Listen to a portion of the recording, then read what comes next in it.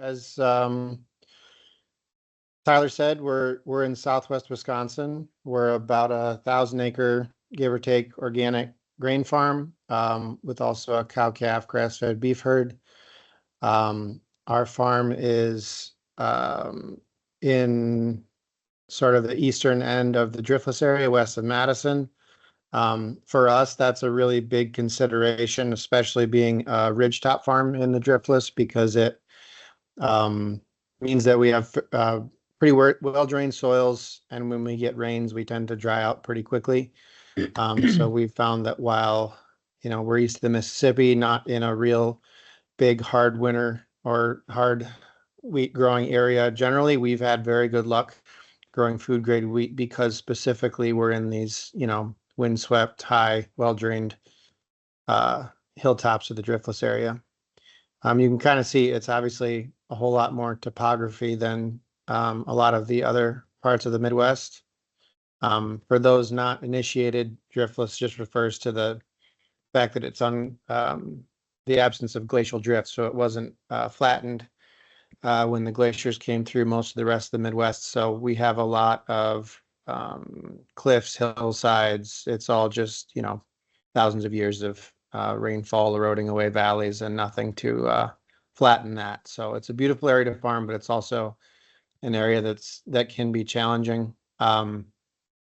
We farm pretty much entirely on the contour, and you'll see that in a future slide, is a way to manage soils and to farm organically without soil loss. The farm was started by Paul Bigford in the late 70s, first as a confinement dairy and then as a grazing dairy. In 2011, he sold the dairy cows and went into organic grain farming. And my wife Halee and I were hired in 2015. We added our own cow-calf herd in 2016. We started growing food grade small grains. My wife and I have a culinary background, worked in restaurant kitchens and bakeries. So we brought that perspective into the farm and wanted to really grow organically, absolutely. But and we also we knew we were close to a number of different cities between, the Twin Cities, Madison, Milwaukee, Chicago, a lot of the smaller communities in southern Wisconsin. And we wanted to grow food for our community. And this was at the scale we were farming, the easiest way and the cleanest to do it.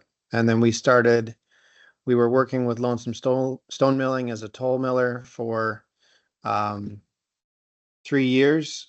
We got a USDA value-added producers grant, and then that launched our ability to hire them as a toll miller and build a brand. And then when that was done, we built a flour mill on the farm, which is the two-tone brown building in the photo here. We're committed to a pretty long crop rotation, partly as a way, mainly, we just believe in diversity. And even within that, we're increasingly trying to grow multiple species in the same field whenever we can. But it's also really just a way to reduce the percentage of the farm that's in row crops at any given point to decrease our soil disturbance impact as much as possible, to keep the weeds off balance, et cetera. When we first started farming with Paul, he was running a 4-year rotation of corn, soybeans, and then oats, usually as a nurse crop for alfalfa. And then we would make a couple hundred acres of 4 to 5 cut dairy hay and sell it mostly to small Amish dairies in our area. And when we started adding the winter wheat, that was the first thing we did. Over time, we've reduced. We still do hay, but it's usually longer term stands of grass alfalfa mix, especially on steeper hillsides that we'd like to keep in perennials for a longer time scale. And then we've started to use red clover frost seeded under winter wheat as our fertility ahead of corn, rather than alfalfa hay on every acre as part of a 4-year crop rotation. So that's where we've kind of extended it, is by adding in the the winter cereals, usually with clover. Pasture is in there, but that's not really, don't take this as like as a full rotation. The pasture is usually separate acres. Though we do graze some crop fields and cover crops and things like that from time to time where we can. Um, the geography and topography of the farm can make that a challenge to do in any systemic way. But we do grow all of these crops, and as a result, usually, if we grow a field of corn, it probably doesn't come back to corn for 6 or 7 years. And we found that between doing that and then moving corn and soybeans from back to back to more 12 and 6 on the clock, it's really reduced, especially like the short-lived annual weed pressure in our row crops, foxtail in particular, because we have those small grains, buckwheat, other crops where we are doing termination, tillage, mowing at different points in the year, so that the broadleafs and the warm season annuals aren't always wreaking havoc on every acre every year.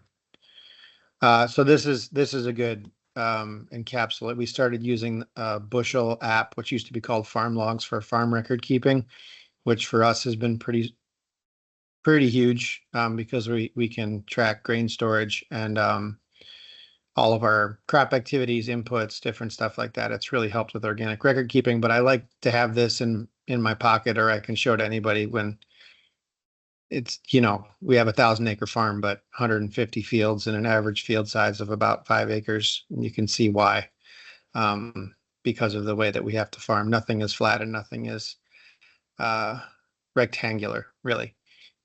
Which also, if you think about point rows and cultivating and stuff, it's nice to not have quite so many acres in row crops when your farm lays like this. So, I kind of spoken mostly about a lot of this stuff already, and it's not really the focus of the presentation, so I'll probably just roll through it, but happy to answer more questions about fertility and crop sequencing and rotation. The main thing, especially as we talk about winter grains, we have kind of a 3-year crop sequence that we always rely on, which is buckwheat that's usually planted in mid-June, swathed right around Labor Day, lays in the swath for a week and a half or so. And then we plant all of our winter grains come after that buckwheat combining. And in a drier year, we can sometimes even no-till the winter wheat into buckwheat stubble, but we found that just doing a single pass with we have a Lemkin Heliodor, which is like a Lemkin finishing disc after buckwheat harvest, really helps to get a really nice seed bed for the winter wheat. So any of the winter wheat, and that includes the like heirloom heritage grains that we're growing that are fall seeded, will be in that same position of growing after buckwheat. The two main categories, and there are some differences, especially with when you get into these ancient and heritage grains. There's a lot of consumer education happening. There's also a lot of consumer misinformation that gets thrown around. We were actually just looking at like the website of one of our customers and kind of cringing at the claims. I think obviously, this is a community of farmers, so we all know that there really isn't like commercial GMO wheat doesn't exist. Or I mean, it's in theory in the pipeline, but it's not commercially available. So you'll find people say like, oh, well, ancient wheats are not GMO. Well, no wheat is GMO. So that's not really relevant, obviously. But the main things that, when you talk about those two things, is heritage refers to landrace wheats, which would be wheats that were passed down farmer to farmer and selected over centuries, rather than being the product of modern, whether land grant, public or private breeding program. Modern wheat breeding, there's nothing wrong with it. There have been like tremendous strides in plant breeding and a lot of things, but what modern wheat breeding tends to do is make very uniform populations of wheat. And heritage wheats have just a much broader spectrum of genetic diversity, which in challenging years can be a real benefit. And also, um, they tend to be quite taller in straw, so they can't handle the same population, and therefore also they don't have the top end yield potential of a modern wheat. But we've found that in drought years where a modern wheat will drop but in yield by a third to a half, the heritage varieties, while they might only yield 25 bushel, they'll yield 25 bushel in an extreme drought too, just because correlated with that tall straw is a more extensive root system as well.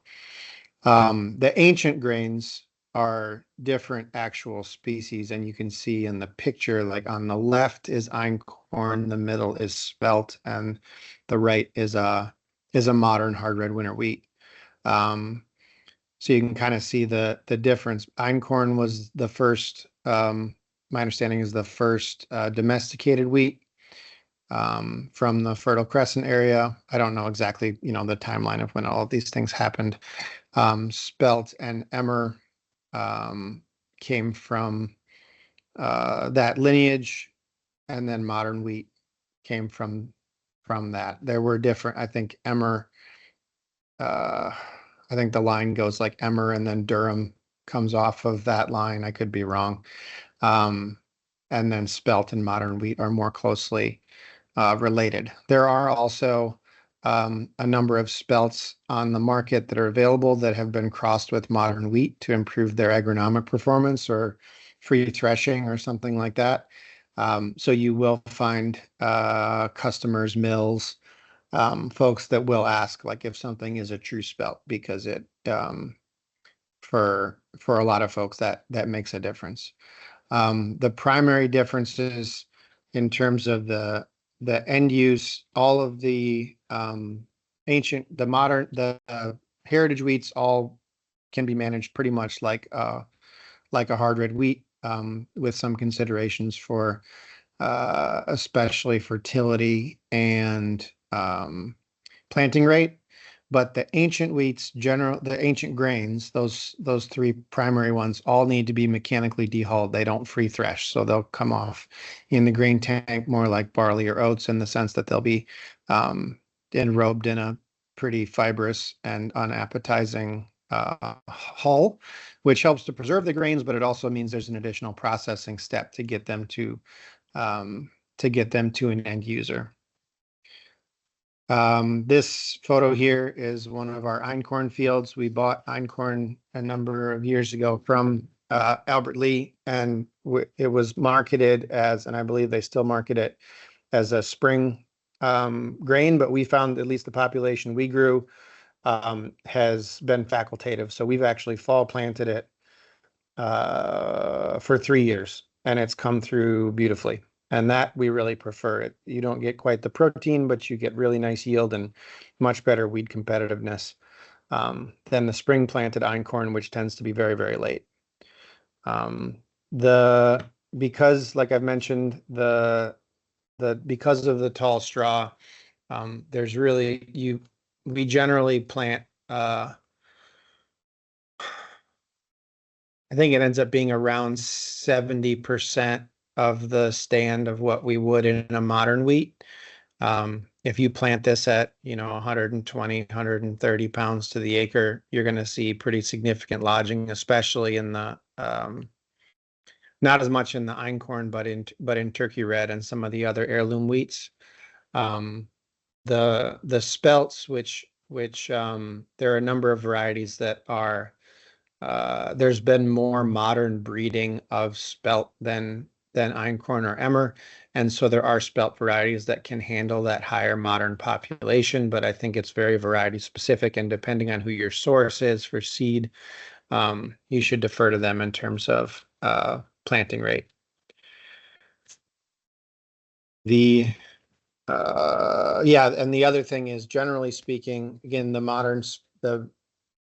modern bred varieties of spelt are a little bit different, but when it comes to emmer and einkorn and the heritage wheats, I generally would advise against putting any manure on at all.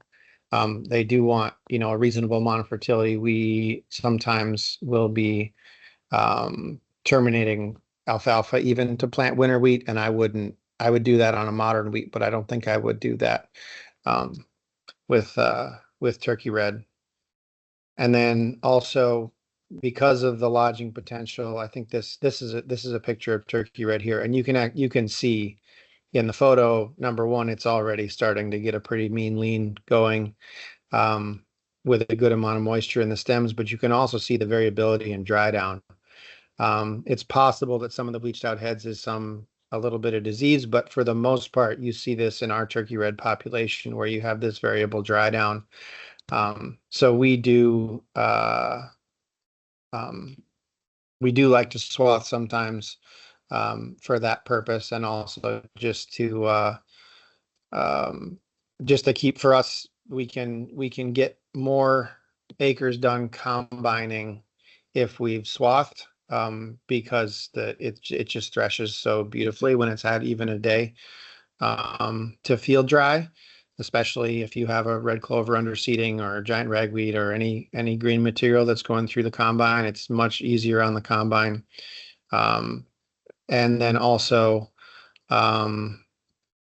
if you are making straw, it's kind of nice because you can effectively pre-dry the straw so that you can basically bale right behind the combine, which is pretty slick in Wisconsin. So this is a picture of spelt. I believe this is the Sun Gold variety, which is a nice milling spelt that we've grown for a number of years. We have not yet planted. There's a couple of new varieties that Albert Lee has. I'm looking forward to planting one of those this fall, but as of yet, we haven't had a chance to try it.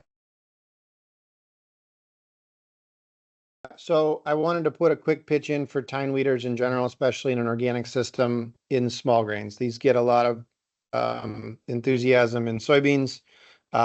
They are really awesome, especially in spring planted small grains at like mustard, giant ragweed, early foxtail control. And then also we have an air seeder mounted. It's not a good picture of it, but we have an air seeder mounted on ours. So we use it to frost seed red clover into all of our winter wheat. So there's yeah. So and then this is a picture of the swather that we use. We have an 18 and a 21-foot swather. And we find it a pretty indispensable tool, at least where we're growing, especially if you have rain coming, and this helps you get the weed off a day or two quicker. With milling concerns and falling number scores, it really helps us be more adaptive to weather.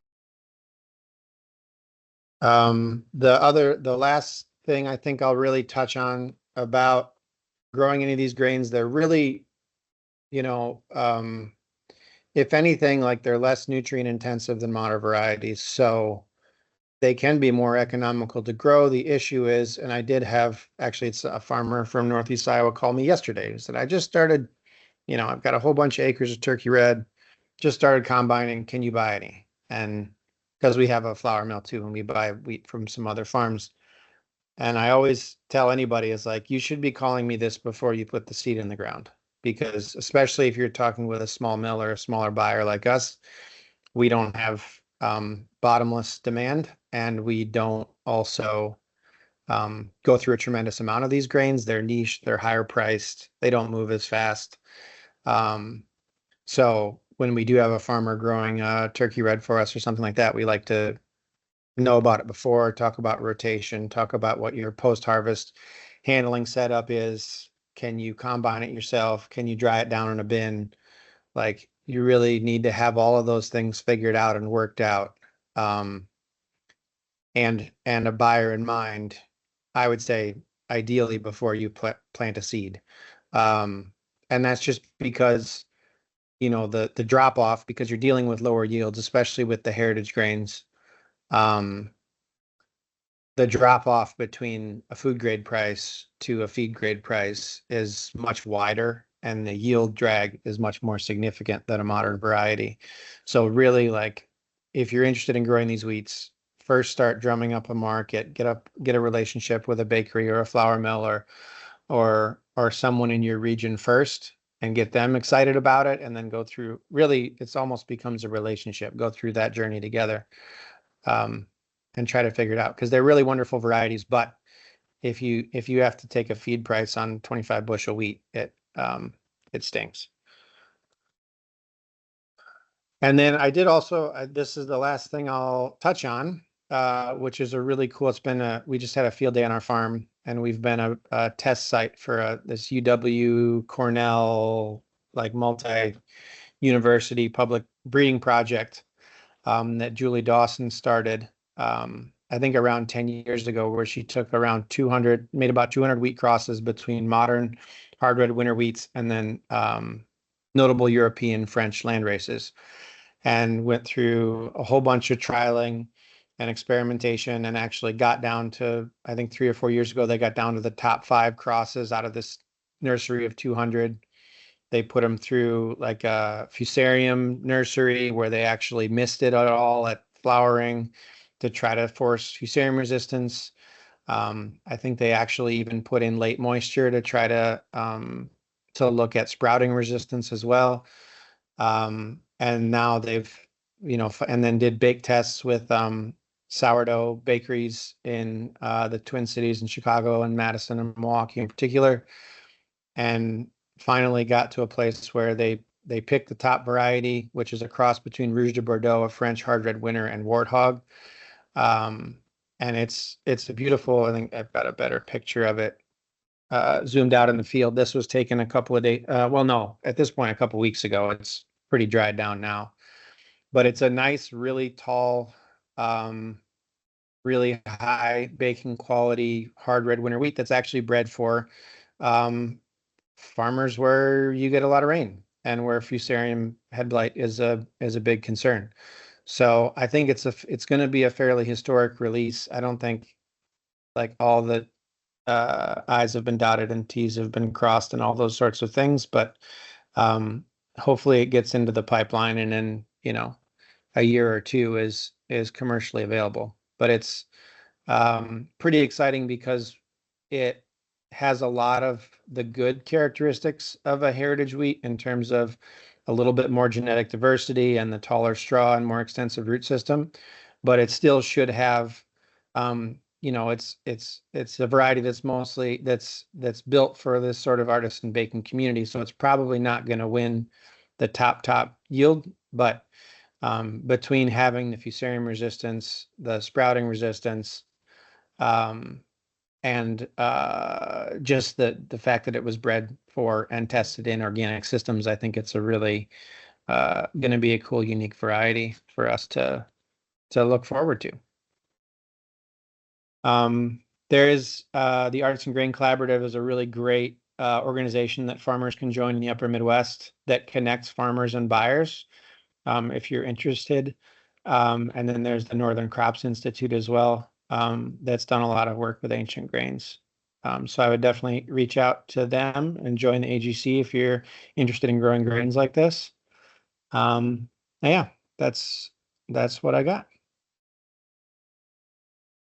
Hey, thank you, John. So got some questions here for you. What are you using for a swather? Is it a pull type or self-propelled? It's self-propelled. I had a picture of it here. Yeah, this is our bigger, we have a 21-foot Heston and then a 18-foot. We grow, 200 acres of buckwheat every year, and we swath that. And for that in particular, if you go too big on the draper head, it just doesn't dry very well. So, and just going down the road in small towns, anything much bigger than this header is going to be unwieldy without a header cart. And these things don't drive really well without the header on them. So that limits us in size. But we really, especially on the hillsides, prefer self-propelled to a pull type. Yeah, thanks. Do you sell the straw off that? And if so, do you calculate the fertility loss and how to replace it? We do sell, we only sell straw when we basically have a customer in mind, which tends to be like organic dairies in our community, and only on the winter wheat slot in the rotation. So we're making straw once out of every, you know, not even every 6 years because it's, not every field. So we're kind of picky in terms of which fields we do the straw production on. We're not putting up a tremendous amount. Thank you. And then looks like Mac was admiring your stands of red clover. In some of those pictures there. Can you describe the rate and the practices used for establishing red clover and winter grains? Yeah, so we frost seed usually in March, mid-March, something like that, when we have good, overnight frost and can go out at, 2, 3 in the morning. The having the air seeder on the tine weeder versus using a spin seeder mounted to a, four-wheeler or something like that, which a lot of farmers use. Um, it just gets such better seed placement and spread. It's completely uniform across the field.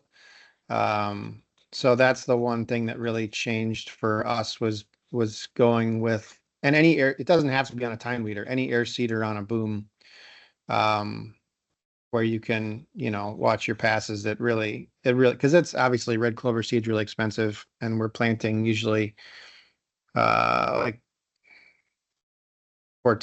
like 13 to 15 pounds to the acre.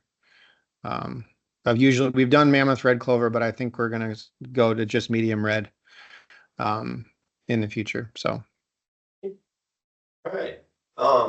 And then Teresa was wondering here, if you, are ancient grains a little more easily digestible by humans than more modern varieties? And should we all start trying some out and see how they taste and everything and whatnot? yeah, I'll try to make this succinct. It's like everybody is unique. Everybody's, uh, gut is different. And there's a lot of different factors at play that have to do with wheat digestibility and gluten digestibility. We've definitely had customers who have said that they couldn't do modern wheat. And then when they started doing even a heritage wheat like Turkey Red, they found that it was less inflammatory for them. There's a lot of, um, and I think the main thing with like the heritage grains in particular, I think they have shorter physical gluten molecules because a lot of the modern wheat breeding that has been done has been, they're not making a sourdough loaf out of the bread at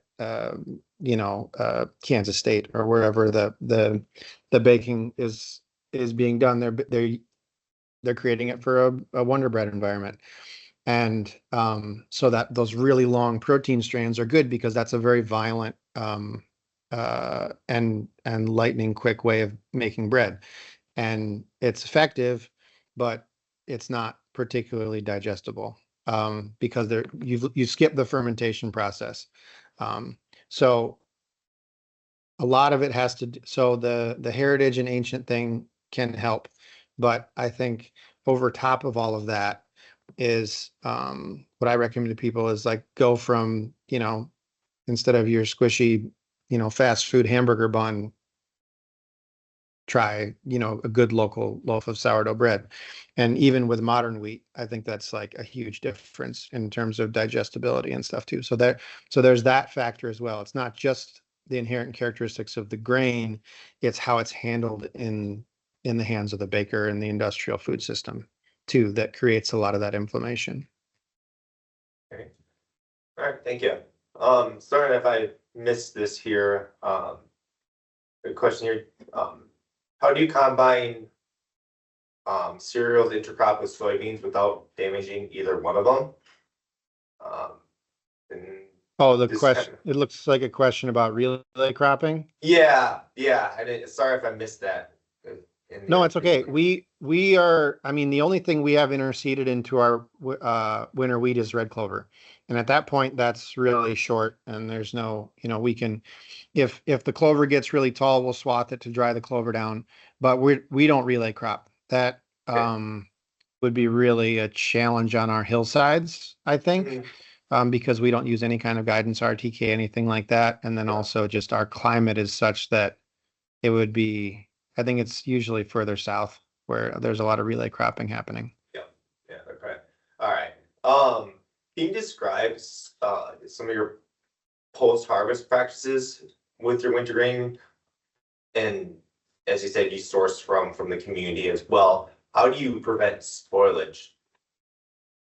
Yeah, that's huge, actually. I think we have conversations a lot with farmers, even like vegetable farmers that are like, I have, 3 acres and I want to try to grow wheat. Well, if it's important to be proactive in your harvest, especially in Wisconsin and east of the Mississippi, where the rains through harvest, it's not like things dry out at harvest time around here all the time.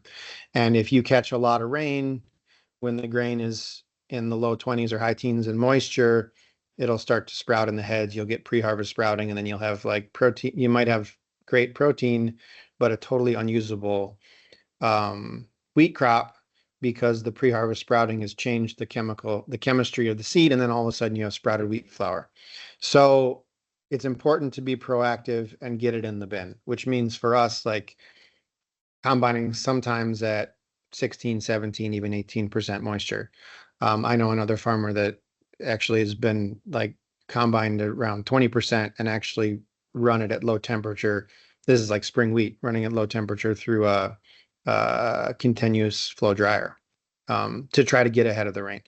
So if you don't have a bin with a fan and an air floor, you're going to be stuck trying to get it down to 12 or 13% moisture in the field.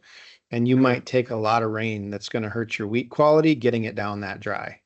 So, I think if you're interested in growing wheat at all for this kind of specialty market, you really have to have um, a way to aerate the grain like immediately and constantly. There are screw-in aeration fans. They tend to not work very well. You have to move them around constantly because of the way they really only dry grain within about a foot of the tube. And if you've got grain in the high teens in a gravity wagon, it's going to be really a challenge. You might get it dry down, but you might also have off flavors, molds, stuff like that that are going to knock it out. So having that infrastructure is really, really, really critical. Almost more critical than anything you're doing in the field. Um, and the second, so the smaller workaround for that, if you're doing smaller acres, you can buy old flat bottom barge box wagons with dump hoists.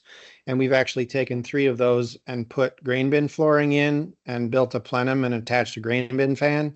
So if you're trying to dry down anywhere from, 50 to 200 bushels, like a small lot, and it's maybe not worth having a whole bin, Mhm. coming up with a system like that, or you could even build a box, honestly.